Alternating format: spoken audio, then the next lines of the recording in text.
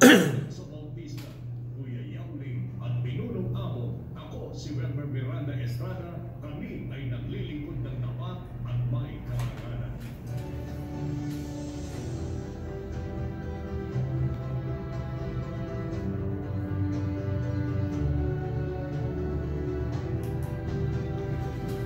Magandang umaga, Pilipinas.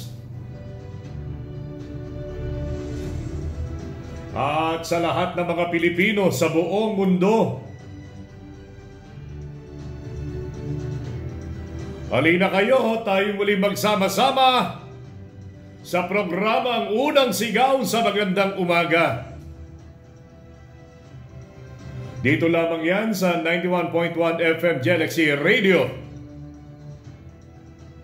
Tayo po ay napapanood ng live sa ating Facebook pages ang 91.1 FM Galaxy Radio. Ganon din ang Wilmer Miranda Estrada Facebook page. Kaya patuloy po namin kayong hinihikayat na mag-follow, mag-likes, at lalong-lalo na yung pag-share, mga kaibigan. Sapagkat ang pagbabahagi o pag-share ay lalaganap itong programang Unang Sigaw sa lahat ng ating mga kababayan saan man sila dako naroroon sa ating buong mundo. Naalala ko tuloy yung sa paniki kahapon. Sabi nung ating kaibigan na, Nanay, saan ba kayo nakatira? Sa planet Earth daw. Saan pa ba, di ba? Tayo din ay napapanood ng live sa Planet Earth sa twitch.tv/JLX Radio. Kasama po sina Kuya Hil Corpus, sina Kuya Renzo Bautista, Ate Bea Basto, at Kuya Yao Lim. At syempre sa ating magiting na pinuno, si Pinunong Jimmy Abungtan. Sa ngalan din po ng ating regular co-host tuwing araw po ng Biyernes, si Kuya Norman Pamintuan, na kaninang maaga pa'y nagpaalam at meron daw importanteng gagawin. Magkagayon man ay tuloy-tuloy pa rin ang aming mga paglilingkod sa programang Unang Sigaw sa Magandang Umaga. Ako po si Wilmer Miranda Estrada, bumabati ng napakagandang umaga sa ating pong lahat. Maya paabak ke kayungan, naimbag nga bigat kada kayo amin apo, masantos ya kabwasan, maayong buntag, marhay na aga, tetsa sao siyang haw.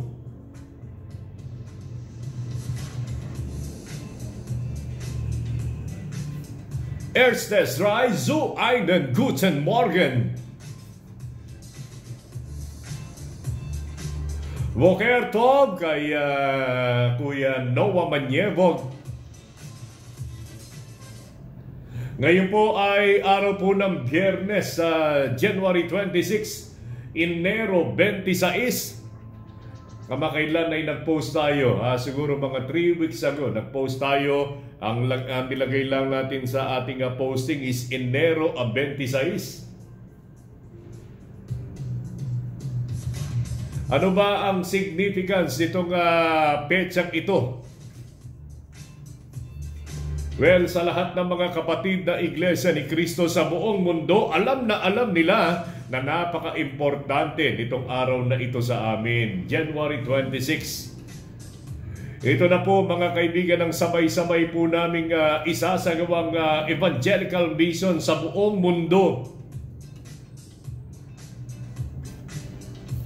Kaya saan man po kayo malapit, malapit sa lokal ng mga Iglesia ni Cristo sa buong mundo, ay kayo po ay aming pong inaanyayahan mamaya 7:30 po ng gabi dito po sa Pilipinas.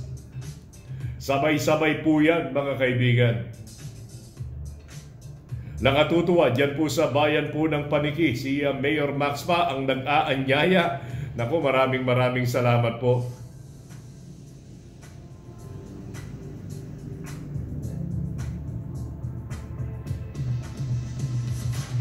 Yan, ginamit yung pagiging leader ni Mayor Max. Ang dami, ang dami. Ang daming sumunod dito po sa kanyang paanyaya. Bagamat ito ay sabi niya, mahalaga na tayo ay pagka dumarating ang ganitong mga pagkakataon at bibihira lang naman, ano po, para po sa ikagagaling ng ating buhay spiritual, lagi nating dapat tangkilikin yan. Kaya samahan ninyo ako, sabi niya, bukas. At tinutukoy ngayong araw na ito, dyan po sa Paniki naman, Paniki. Dadaro daw sila kasama ang mga iba't ibang mga barangay official dyan po sa bayan po ng Paniki at mga miyembro ng sangguniang bayan na pinamumunuan ni Vice Mayor Aida Bien Rojas. Abay, dyan din sa aming lokal, mag-aanyaya din daw sila. Naku, maraming salamat sa inyo. Mamaya, kita-kits tayo mamaya. Diyan sa Sapang Tagalog at sa iba't ibang lokal ng ating kapuluan para makilala po ninyo ito pong mga aral at mga doktrina ng Iglesia ni Cristo na marapat lamang na makamtan natin. Dami nagtatanong, Kawelmer, ano ba yung Enero 26? Sabi, birthday mo ba? Bay, hindi, pero kayo ay inaanyayahan namin, sabi ko. Eto, ini-invite po namin kayong formal. Mamaya magkita-kita po tayo dyan po sa iba't ibang lokal, lalong-lalo na sa aming lokal, dyan po sa Sapang Tagalog. Lahat ng mga malalapit ang kanilang tirahan o tahanan dyan po sa aming lugar, malugod po namin kayong inaanyayahan. Magsama kayo ng inyo pong mga kasama, sapagkat ito ay pagbabahagi din ng pag-ibig sa ating kapwa-tao.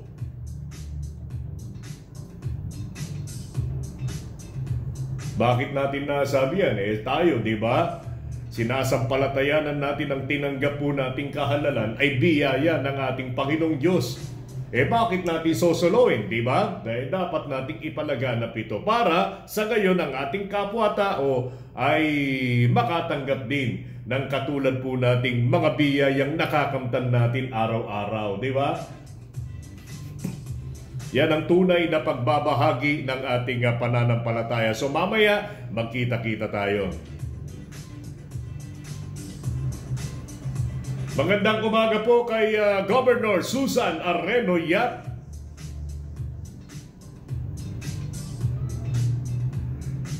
Kay Congressman Christian Tel Yap.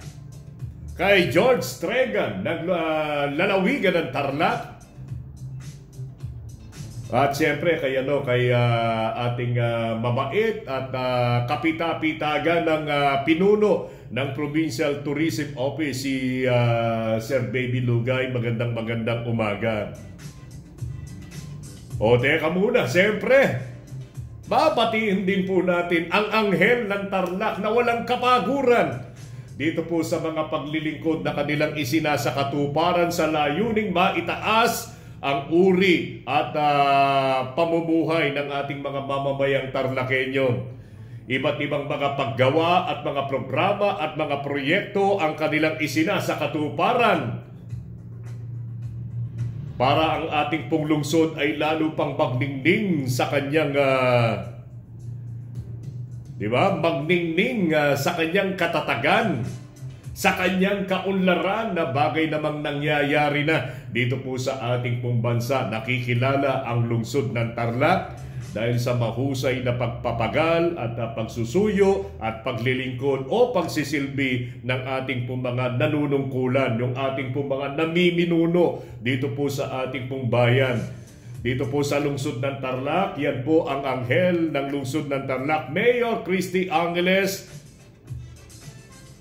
kasama ng mga siyempre yung pakpak ng lungsod ng Tarlac, yung pakpak ng anghel, ang katuwang, di ba? Ang tagapagtaguyod,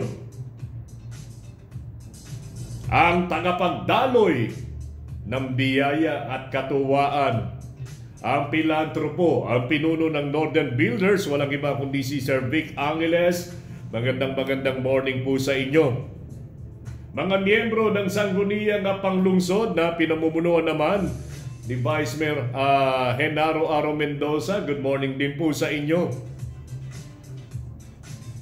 Abay, ganun din kahapon ay busy rin sa pagtawag sa iba't ibang mga barangay officials itong ating kaibigan dyan po sa bayan po ng Kamiling. Si Vice Mayor Noel de la Cruz ipinag-aanyaya din itong pamamahayag ng Iglesia ni Cristo na mangyayari dyan po sa bayan ng Kamiling. Ngayon din mamaya alas 7:30 ng gabi. So, kita-kita na tayo. Huwag tayong panghuhuli, di ba? Huwag tayong paiiwan. Blessed morning, stay safe and well. Good morning, have a great day, sabi ni Kuya Bonifacio Dakayanan. May you be blessed with love in your heart, happiness in your home, peace in your soul, and joy in your life. Ganun din po sa inyo. Kuya Bonifacio Dakayanan, ang patnugot at publisher ng pahayagang Facts and Figures. Aktibong miyembro ng mamamahayag dito po sa buong Central Luzon. Binabati rin natin ang magandang umaga sina Ma'am Lucy at Sag ng Barangay San Vicente, lungsod ng Tarlac. Good morning po sa inyo, Ma'am Lucy.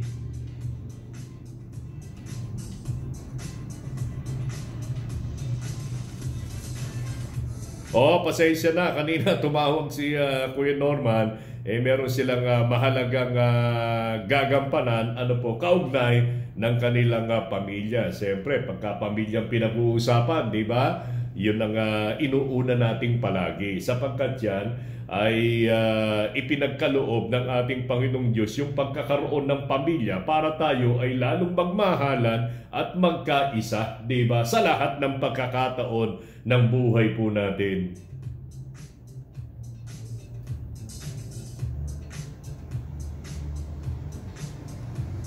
Kahapon ay napag-usapan natin, ito pong mga lansangan natin. Sana ay unang-una, ito po'y pinagagawa ng ating pong gobyerno. Sana ay mahalin natin.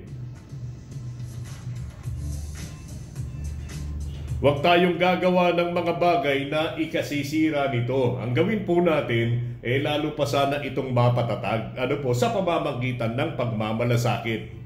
Nakatutuwa, yung po mga dating baku-bakong mga daanan na halos iniiwasan ng mga motorista ay ngayon ay nadadaanan na sapagkat yan ay sinemento, kinongkreto at nagiging bypass road pa pagka sobrang traffic dito sa ating kabayanan. Lalo pat alam naman po natin, dito po sa ating kabayanan ay napakaraming mga pagawain.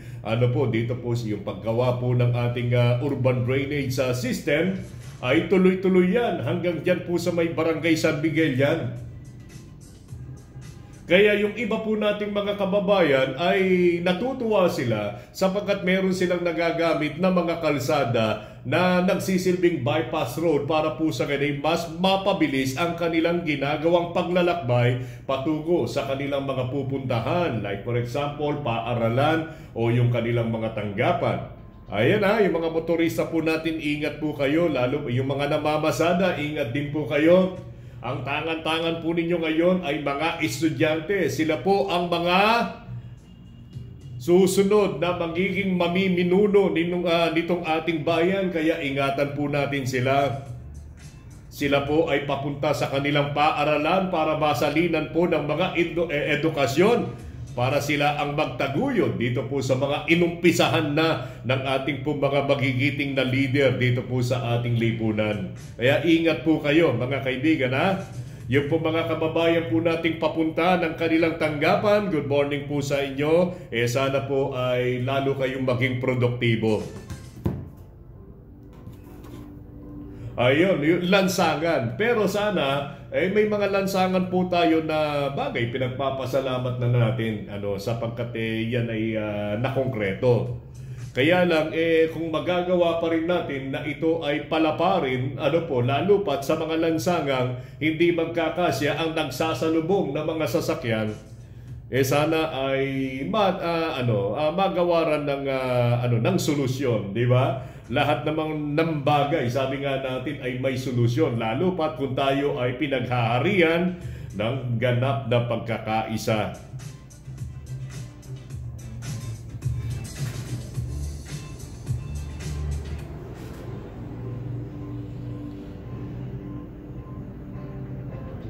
Pero meron tayong nakikita din eh. May mga lansangan naman, sinemento. Magandang umaga po, Welmer, sabi ni Sir Bong Xian. Magandang umaga din po sa inyo. Sinemento, kaya lang may kulang. Halimbawa, yung projects ay halimbawa 1 kilometro. Yung 100 metro, kaya 200 naputol, walang hindi nag-ugnay. Kaya ang problema, ganun din, di ba? Ganun din. Ang sinisisi ko dito yung mga kontraktor siyempre, di ba, tinanggap nila yung trabahong yan, di ba? Tinanggap nila yung trabahong yan, yung dinisenyo para sementuhin yung kabuuan yon, di ba? Wala naman magdi-design ng hindi buo Bubuuin na yan, lalo't 1 kilometro lang naman di ba? Kaya lang, bakit merong hindi natatapos? Ang dahilan daw, mga kaibigan, ay para daw makabawi ang mga kontraktor, dito po sa kanilang mga gastos. Yung kanilang mga Google o kaya kanilang gastos, yung lagayan. Anong tawag doon? Di ba isang uri din ng korupsyon yung ganon?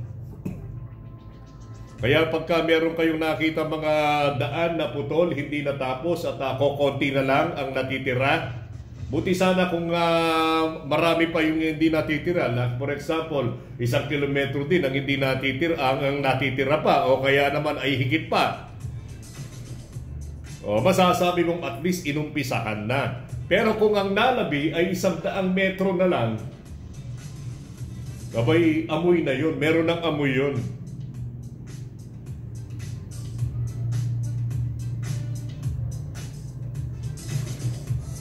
Abay, dyan Buddha po sa bayan ng Paniki, sabi ni Mayor Max. Good morning sa inyo, Mayor Max.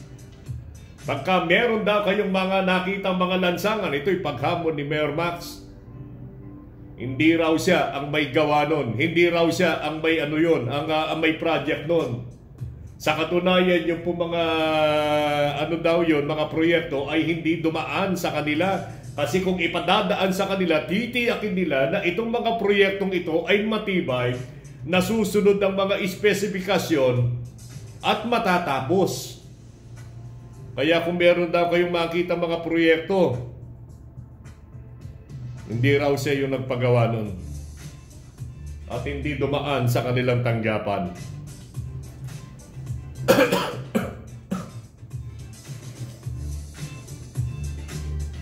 Kay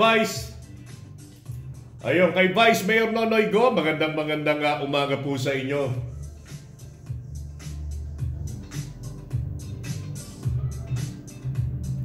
Opo, mamaya po ito 7:30 diyan sa atin, malapit lang sa atin sa Sapan Tagalog. Alas 7:30 po ng gabi yan. Konting sandali lang naman yan. Ang mahalaga yung magkasama-sama tayo diyan. At marinig po ninyo ito pong mga salita ng ating Panginoong Diyos na lagi araw-araw naming sinasambitla dito sa ating programa na dapat tangan-tangan natin araw-araw.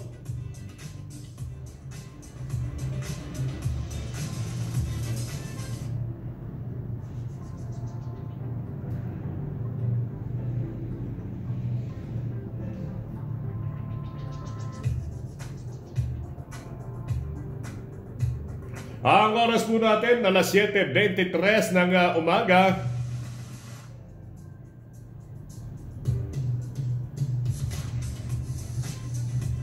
Katulad nito ha.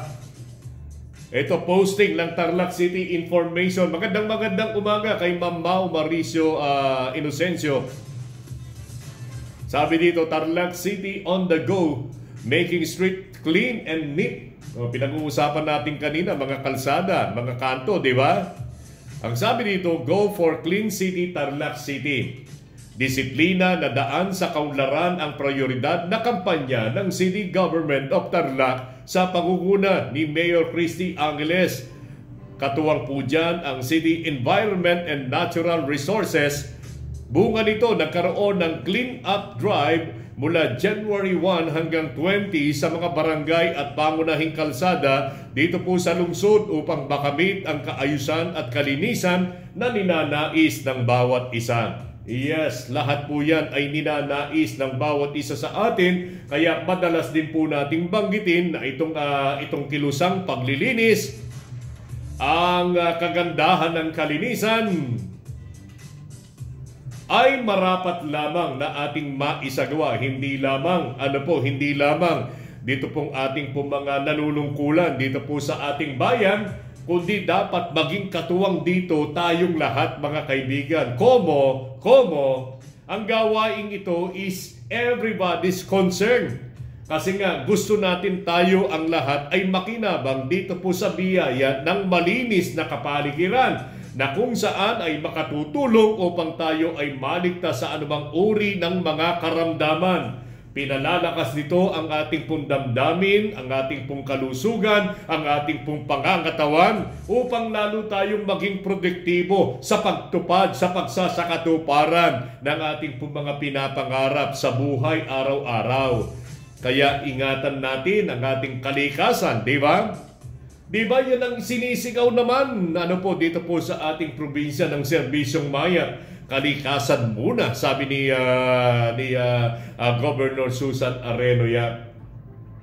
Yan din dito po sa lungsod ng Tarlac. Yan po ang itinataguyod. Sana ang lahat po ng ating mga mamamayan ay magkaisa sa pagkakaroon ng maayos at luntian at malinis na kapaligiran. Araw-araw may mga naka-schedule yung ating pong solid waste management team ng kanilang paghakot ng basura sa bawat barangay. Kaya tip din natin ito pong mga schedule. Wag po kayong magtatapon ng mga basura yan po sa mga dakong kadalasan pinagkukunan ng ating pong solid waste sa mga araw na hindi pa ninyo schedule, mga kaibigan. Huwag nating ikakalat doon. Ikakalat natin. Okay, hindi na. Iipunin natin sa mga panahon na nakatalaga itong ating solid waste management team sa inyo pong barangay. Halimbawa, araw ng Huwebes yan. Katulad sa amin, Huwebes o Miyerkules. Yan, inihahanda na. At pagkatapos, hindi po sumasala itong ating pong solid waste. Talagang yung araw ng kanilang schedule, tinutupad nila. Maliban na lamang kung merong mga technical problems katulad ng pagkasira ng kanilang mga sasakyan, mauunawaan natin yung mga ganun. Pero pagka okay naman, ay tuloy-tuloy sila, mga kaibigan. Bakit natin ipinapaunawa ito? Sapagkat pagka ito ay inipon natin sa isang lugar, inilabas natin sa ating bakuran, hindi pa naman schedule ng ating pong mga naghahakot ng basura, baka iba yung maghakot niyan. Ito pong mga aso na pag-alagala dito po sa ating pong barangay. Mabuti na lamang kung tayo ay nasa barangay ng San Miguel. Yung San Miguel ay napakahigpit ng kanilang mga pamunuan dyan, Lalong-lalo na kay Kapitan Boyet Canapi. Yung kanilang kahigpitan naman ay hindi sa layuning gipitin. Itong karapatan ng ating mga mamamayan. Actually, kaya ginagawa nila ito, yung pagbabawal ng pakalat-kalat na mga animalis po natin. Yan naman po ay para po din sa ating pong mga kababayan. Para sa kaligtasan natin. Para sa kalinisan din. Nagkakalat sila ng mga basura kung minsan kung saan sila dumudumi. Pagkatapos nangangagat pa yan, di ba?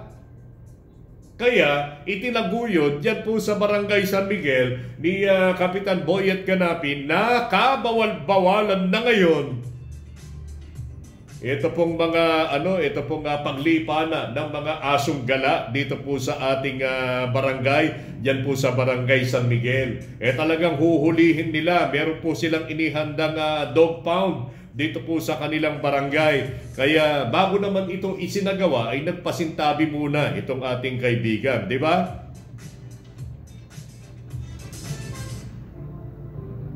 Sana magaya yan ng lahat ng barangay. Actually, ipatutupad na lang. Di ba? Meron tayong national law regarding this, yung prohibition of stray animals. Meron din tayong enabling laws dito po sa ating bayan. Mga ordinansa na nauugnay din dito po sa kautusan ng saligang batas na ito. Ipatupad na lamang po natin, mga kaibigan. At saka, ito po mga nagmamay-ari ng ating po mga animales, sana ay maging katulad po tayo ng maraming mga mamamayan na talagang responsable dito po sa pangangalaga ng kanilang mga alagaing aso, pusa man yan, o ng iba't iba pa.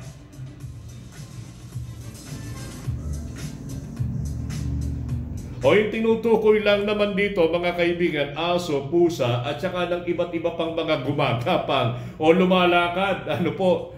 Hindi naman sakop ito ng mga ibon. Yung ibon, sige, palayain na ninyo. Babalik naman yan di ba?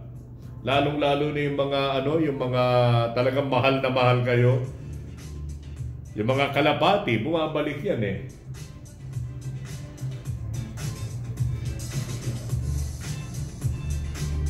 So mahalin natin ang kalinisan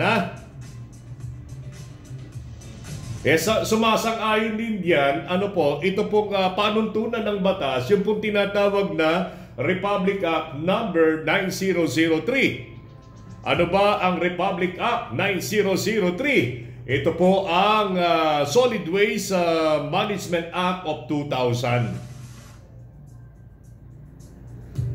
Kay Ka Helen Jamson, magandang umaga din. Actually, ito handang-handa na mamaya si Ka Helen sa aming pamamahayag mamaya.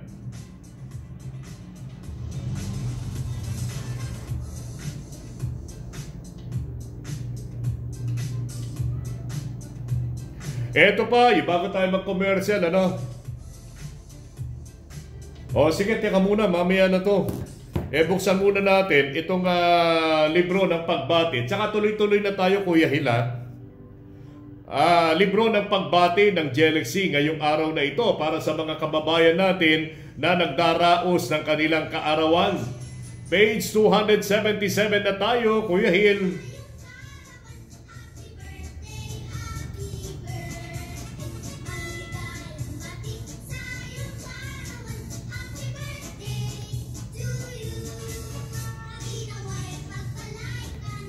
Eto na mga kaibigan, binabati natin ng maligayang kaarawan si Sir Nico de la Cruz, si Althea Garcia, si Princess Marcelo, si Suez Ñani Miguel, si Catherine Bernardo, si Kuya Jojo Canlas, Kuya Jojo, ang ating magiting na pamunuan dyan po sa lokal ng Sabang Tagalog, Ramon Canlas Jr. Happy birthday sa iyo, Kuya Jojo. Kay Kuya Ronald Cayetano, happy birthday din po sa inyo. At sa aming magiting na manggagawa, si Kazus Henry Collado, maligayang kaarawan po sa inyo. Dito naman sa Galaxy Bake Shop, si Sir Melvin Baroga ng Logistic kasama ni Kuya Renzo Bautista. Maligayang kaarawan po sa inyo. Sana ay lalo pa kayong pagpalain ng ating Panginoong Diyos sa lumikha sa bawat isa sa atin. Dalangin namin kayong lalo pang lumigaya sa pamamagitan ng pagkakamit ng malusog na pangangatawan ng linaw ng kaisipan. Sana ang lahat ninyong mga pangarap sa inyong buhay ay maidulot sa inyo ng ating pong Panginoong Diyos. At isama po ninyo sa inyong gagawing pagdiriwang ang Galaxy Bake Shop, sapagkat ang Galaxy Bake Shop ay masarap kasama sa bawat okasyon, celebrating its 40th year of bringing happiness. Namnamin natin itong awiting handog sa atin ng ating himpilan. Tuloy-tuloy na tayo mamaya mga kaibigan. Mamaya sa aming pagbabalik ay aming tatalakayin pa ang iba't ibang mga balitang nangyayari dito sa ating pamayanan at iba't ibang panig ng ating bansa at buong mundo. Yan po ay aming pong ihahatid sa inyo kasama si Kuya Hil Corpus makalipas ang ilang mga paalala. Huwag kayong aalis, babalik po kami, namnamin nyo muna itong pa-birthday natin sa ating mga kababayan.